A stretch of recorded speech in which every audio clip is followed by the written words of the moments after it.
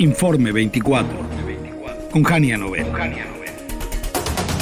En México los gobiernos no terminan, la verdad no terminan cuando concluye el sexenio, sino cuando comienza a medirse su legado.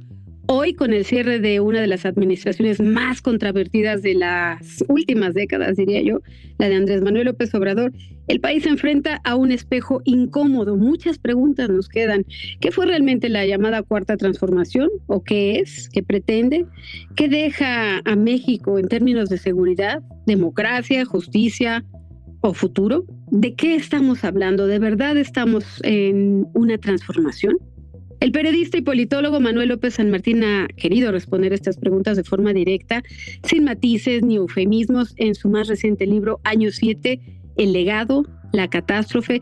Me parece una obra provocadora desde el título, profunda, crítica, que desmonta con datos, con testimonio, con análisis, lo que considera los pilares fallidos de este gobierno: la militarización, las obras faraónicas sin sustento, la violencia incontrolable, el debilitamiento institucional, el pacto con el crimen y una herencia tóxica, una herencia pues enfermiza quizás, si me lo permiten decir, ya lo veremos, que hoy enfrenta la nueva administración. Más que una crónica política, este libro es un llamado urgente a no olvidar, a revisar lo que se hizo y lo que no se hizo, lo que quedó pendiente, lo que quedó en promesa o en mentiras durante estos 6 años, y también para entender los desafíos que enfrenta la nación si quiere sanar. Hoy hablamos precisamente con su autor sobre el poder, la decepción, la violencia, el silencio y también la esperanza, la posibilidad de reconstruir la República. Nos acompaña el periodista y politólogo Manuel López San Martín, compañero y amigo, autor de este explosivo y recién publicado libro. Manuel, muchísimas gracias, muy buena tarde. Querida Jania, qué gusto, gracias, muchas gracias, muy buenas tardes, ¿cómo estás? Pues yo bien, espero que tú también. Ahí Oye, vamos. Desde el título, de verdad es explosivo, es una bomba. Año 7, el legado y la catástrofe. Evidentemente, supongo que ya te han llegado muchas críticas. ¿Por qué? Desde el título, Manuel, ¿por qué arrancamos así? Elegiste este enfoque tan contundente por los números, por lo vivido, por las promesas que decía yo, por las falacias, las mentiras. ¿Por qué? Coincido contigo, Jania, en que los sexenios en México no tienen 6 años. 6, digamos, es el periodo formal de gobierno, pero el año 7 es el del recuento de los daños. Y en el recuento de los daños, lo que vemos es un desastre heredado en muy distintos frentes, muchas crisis que López Obrador deja a su sucesora, la presidenta Sheinbaum, pero más importante, le hereda a nuestro país, a México, a los mexicanos. Lo que estamos observando es el saldo de la irresponsabilidad con la que se gobernó. Cuando se antepuso la popularidad a la responsabilidad, cuando se antepuso el ego de Andrés Manuel López Obrador a lo que tendría que hacer un jefe de Estado, que es tomar decisiones más allá de filias y de fobias, alejado de los odios, de los prejuicios. Y en ese sentido, hay muchas crisis que confluyen en este año 7. Así que el legado de López Obrador, además de la irresponsabilidad, es una tragedia en muy distintos frentes. Es una catástrofe. Condujo al país al borde del abismo, dejó muchas circunstancias, muchos frentes abiertos, ciertas condiciones sobre alfileres. Y hoy México atraviesa una situación muy adversa que creo que no es posible comprender, ni dimensionar, ni avisorar hacia el futuro si no revisamos cómo es que llegamos aquí, cómo ese pasado inmediato nos tiene hoy como país sumidos en la circunstancia actual, Jania. Como periodistas manejamos ejemplos, manejamos datos contundentes y luego decimos hay que blindar la información para que ésta resista cualquier embate. Te decía, seguramente ya te han llegado muchas críticas porque hoy pues los seguidores de Andrés Manuel son muchos y son bastante feroces, diría yo. Cualquier crítica, lejos de dialogarla justo con estos datos contundentes de la investigación periodística de la que hablamos y del análisis, pues más bien te descalifican. ¿Cómo responder? ¿Hablas de esperanza? ¿Hablas de catástrofe? ¿Cuáles son estos factores que llevaron a la caída? Tenemos algunos ejemplos, ¿no? Sin duda. Mira, creo que hay muchas crisis que están, digamos, hoy muchas heridas abiertas. Podríamos revisar seguridad, de tenernos en salud, en el desorden, en la irresponsabilidad con la que se manejó el dinero público, las finanzas públicas, la forma en la que prácticamente se dinamitó la relación más importante para México, el vínculo con Estados Unidos en lo político, en lo social, en lo económico. Pero creo que tocas un asunto fundamental. Si algo deja el gobierno de López Obrador y el sello personalísimo de él como figura pública es esta polarización social, en donde no importa la verdad, no importan las cifras, los datos, que los vas a encontrar en el libro. Hay, por supuesto, una serie de información documentada, soportada, y hay crítica y hay opinión, pero no importa la verdad para ellos, o para algunos de ellos, para quienes militan férreamente en la 4T, importa estigmatizar al mensajero, importa estigmatizar, señalar, atizar, si se puede destruir al adversario, a quien ellos consideran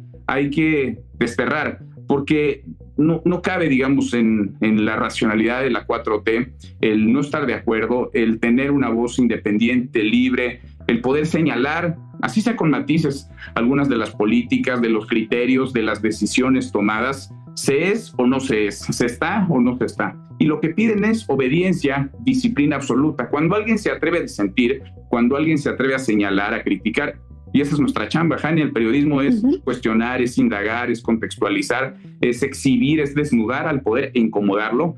Por supuesto que ellos se sienten vulnerados. Entonces, lo que atacan no es la verdad, no son los datos, es a quien emite esos datos, esas opiniones, a quien puede ser capaz de aglutinar esas cifras, esos números que los dejan mal parados, y se convierte en adversario, en enemigo a vencer. Creo que esa también es parte de la herencia, de ese legado de Andrés Manuel López Obrador, que nos cuesta mucho hoy como sociedad, porque es prácticamente imposible que exista un diálogo público, una conversación entre quienes no piensan igual. En este tono, Manuel, divides, por ejemplo, me dices que la seguridad, la salud, agregaríamos el crimen organizado, la corrupción, el debilitamiento institucional. Sin duda. Creo que fue muy clara la ruta de Andrés Manuel López Obrador desde un inicio y siguió a pie de juntilla su estrategia. La mañanera fue un gran elemento, una gran herramienta para construir un relato, una narrativa de gobierno. Primero, destruir al pasado, enterrarlo, construir nuevos símbolos, desde obras faraónicas hasta fraseos muy populares, muy taquilleros, simplones, fáciles de entender, pegajosos. Colocar muy bien, digamos, en el costal de los adversarios a todos aquellos que escapaban de su control, desde expresidentes hasta instituciones. Ahí está el Poder Judicial, los organismos autónomos, los medios de comunicación, y a partir de ahí trazar una ruta de ruptura en la República, acabar con la división de poderes, terminar con los pesos y contrapesos y controlarlo o intentar controlarlo todo, tripular todo aquello incluso que escapaba de su poder, de su dominio. Y creo que lo logró, y lo logró sobradamente. El asunto es que esa irresponsabilidad dinamita cualquier estructura medianamente democrática, institucional, y esa es parte de los riesgos que nos hereda, y por eso es que se va resquebrajando uno a uno, digamos, los pilares de cualquier sociedad. La seguridad, venimos del sexenio más sangriento de la historia del país, más de 200,000 homicidios, un desaparecido en promedio cada hora del gobierno de López Obrador, el desabasto de medicamentos que ahí está a la vista de todos, estas obras faraónicas que ni siquiera fueron concluidas y duplicaron, triplicaron su costo, salpicadas, bañadas por la corrupción, la manera tan irresponsable y a la ligera con la que se llevaron a cabo relaciones fundamentales para nuestro país. El ego y la soberbia como una herramienta poderosa para tomar decisiones, y el control absoluto, no solamente de su partido movimiento, sino de toda una estructura gubernamental, institucional y social. El control absoluto como un emperador. Como un emperador, como, te diría yo, como una especie de dictador en ciernes, porque López Obrador intentó siempre, y creo que lo consigue, él en buena medida, y después trata de heredar esto, aunque digamos ya vemos visos de ruptura, de fractura dentro de su propio partido en movimiento, pero él intentó hacerse del poder absoluto. Y en tanto lo consiguió, trasciende su sexenio colocando a piezas fundamentales en áreas neurálgicas de la administración pública, también en el Congreso, porque él repartió el pastel, él puso al coordinador en el Senado, en diputados, él designó, digamos, a la nueva dirigencia de su partido, le acotó el margen a la presidenta y la dejó acorralada, la dejó rodeada y con una ruta muy clara a seguir. En ese sentido, no necesariamente es una dictadura en donde el dictador trasciende, pero sí es un gobierno de una, digamos, mano dura, en donde quien ostentaba todo el poder pretende seguirlo ostentando, ya no estando físicamente en el ejercicio, pero sí a través de terceros y sí a través de un dictado muy bien redactado de decisiones tomadas, de reformas avaladas que delinean un camino a seguir, ese segundo piso de la cuarta transformación, como le llaman. Hablas del récord en asesinatos, Manuel, y desapariciones. ¿Fue un sexenio fallido en materia de seguridad entonces?